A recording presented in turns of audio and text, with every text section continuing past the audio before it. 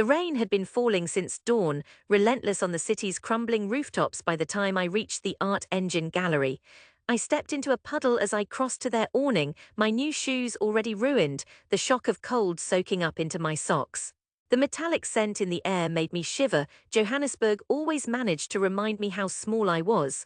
Clutching my portfolio to my chest, I watched the gallery's warm lights shimmer behind the glass, then considered turning back. My breath caught, and for the 100th time I wondered if this was hope or just self-defeat. 22, exhausted, trying to build a dream that felt smaller than the weather. Inside, everything was smooth, shiny floor, glass displays, easy laughter behind sparkling wine glasses. Bright canvases dominated the walls, bold and obvious. I crept in, keeping to the edges. My name had been listed on an invite, but the feeling in my chest was as cold as the rain outside. "You're the data artist?" Ruth, the curator, finally asked, barely glancing at me after her conversation with a man wearing thick glasses. She seemed unimpressed with my rain-soaked appearance and nervous hands. "Yeah," I managed. I opened my case, my hands shaking as I revealed my largest piece, a city air quality map 3 meters long, built from threads and beads that caught the light in shifting patterns. I tried to keep my voice steady as I explained, "It's more than computer art, I design them each by hand, code, hardware, all of it." She peered at it dubiously, plucking at a corner as if daring it to unravel. "It's all numbers, right? We're interested in more urgent stuff, faces, personal stories, not just data." Her voice wasn't unkind, but it was final. "But it is personal," I insisted, not even sure if I believed it in that moment. "It's about our streets, our family, our lives. The data is who we are." The man beside her half laughed. "No one wants to do math at an art show," he said. "People want emotions." The weight of it settled into my chest, iron and quiet. I packed my things quickly. Maybe no one else noticed my stilted movements, but humiliation burned along my face, and the exit felt impossibly far. Back outside, the rain was heavier, blurring the city into color and noise. Taxis called out from doorways, horns ricocheting in the wet night, and I started walking, my work and my resolve as sodden as my clothes. I grew up in Molekung. Most houses hid behind gates, and opinions were kept quieter than the washing on the line. Mama was a nurse, quick with warnings and quicker with kindness when she thought no one watched.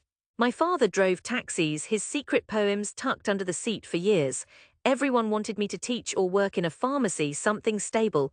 When I confessed at 17 that I wanted to stitch art from raw city data, Mama clutched her chest as if I'd threatened to run away. My brother Tumi called me maths canvas in front of anyone who'd listen at church. Neighbors asked if I designed PowerPoint slides. After university, when I graduated near the top of my class, Mama hugged me with fierce pride but whispered, "And now what will you do with it?" Even then, pride and doubt braided themselves together in her voice. I taught programming, painted maps in the evenings, and entered every open call at every grimy gallery with my hands shaking. The responses were always variations on a theme: confusion, faint curiosity, polite dismissal. At a family braai, my uncle shouted, "You'll never eat from this nonsense. Go make apps if you want computer money." My father's hand on my shoulder, tender, tired, was a comfort, but even he could only say, "Life isn't easy here. We just want you safe." "It's not about safe," I tried to say. "I want people to see our city, to see the patterns, beautiful and hard." But bills were bills. Some weeks I doubted myself. When the power failed and my stitched maps glitched, when the rent date loomed, it seemed easier to let the dream settle into silence. Still, sometimes I'd glimpse a city threaded together in color, algorithm and memory, and something in me snapped awake. I kept making. After the gallery rejection, I couldn't bear to show my work anywhere for months. My tapestries hid under old t-shirts. I painted metro traffic lines for a paycheck, refused to mention my side project, hoping the ache in my chest would dull. But the restlessness never left.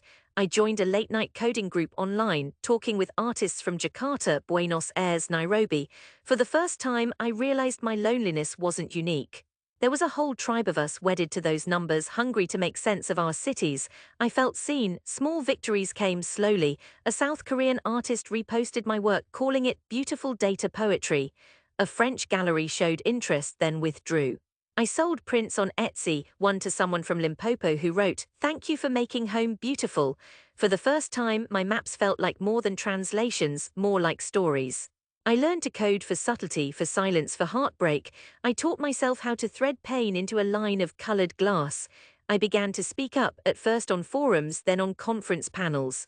My hands sweated, but my voice remained clear. I won a travel grant to Berlin and flew for the first time. Soon I found my name in textbooks, Johannesburg chronographer. I painted my Corolla with data patterns in pink and grey. Tumi posted it online with reluctant pride. 2 years slipped past without returning home.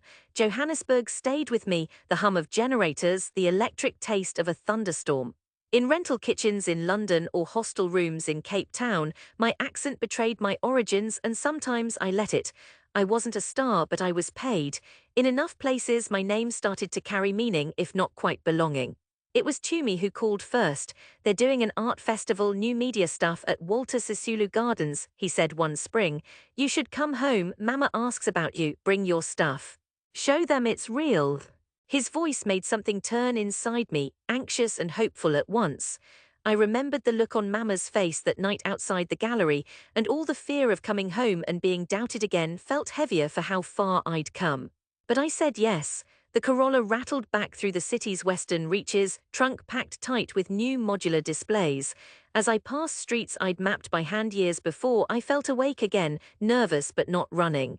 Walter Sisulu buzzed with music, cultural tents blooming out across the lawns, food trucks, clusters of schoolkids weaving between sculpture. My installation went up in the digital dome, LED panels humming overhead.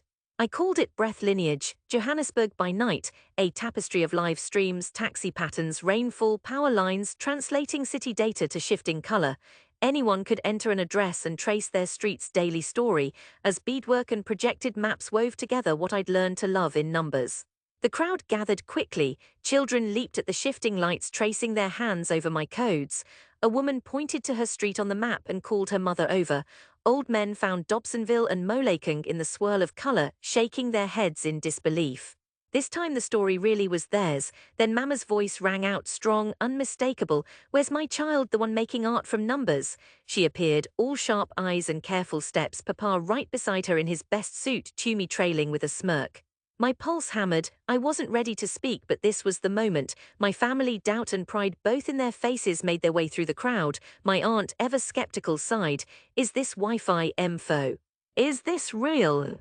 I aimed the demo at our home. "That's our address. This pulse, Papa's Saturday taxi route. The dip last month, that blackout. These colored beads are from the hospital records. Mama, see how bright it is when you're on shift." Tumi leaned in, eyes wide with new respect. "You see, Ma, he mapped our whole street." Mama's hand pressed to her chest. For the first time she looked not just at me but at what I'd made. Papa traced a beadwork line, lips parted in a slow whistle. "So this is ours."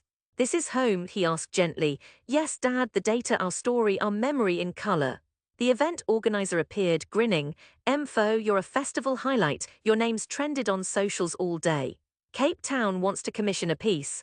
I saw my name blinking on a nearby screen, interview requests lighting up, invitations, offers, proof. Even my aunt, doubting for years, studied the maps with suspicion worn thin and asked about the code. Mama, tears shining, grabbed my hand. "I never understood before. I'm sorry, Mfo, I just wanted you safe." "It's okay, Ma," I whispered, meaning it. "I get it." As the sun set, the dome grew crowded. Children called for their blocks, parents pointed out names they'd known their whole lives. My father beamed, calling old friends to see my child's art on the wall. Tumi live-streamed it all. This time his pride was real and full. Even the art engine curator Ruth circled through the crowd and stopped, startled before my name. "This is yours?" she asked. I nodded steady. "Yes." She stared at the installation, watching the city write itself in light and thread. "We should talk, we want more experimental work now." She trailed off, but I didn't need to answer. The work spoke for itself. I'd brought my city back to its people. My family saw me, not just with resignation, but with pride and understanding. I wandered out of the dome with them beneath blossoming jacarandas, the sky blushing purple overhead, the last of the rain long gone. My father laughed, my aunt boasted, and Mama hugged me tight as the lights of Johannesburg flickered on, alive with the patterns we all made together. I was home, fully, finally, and enough.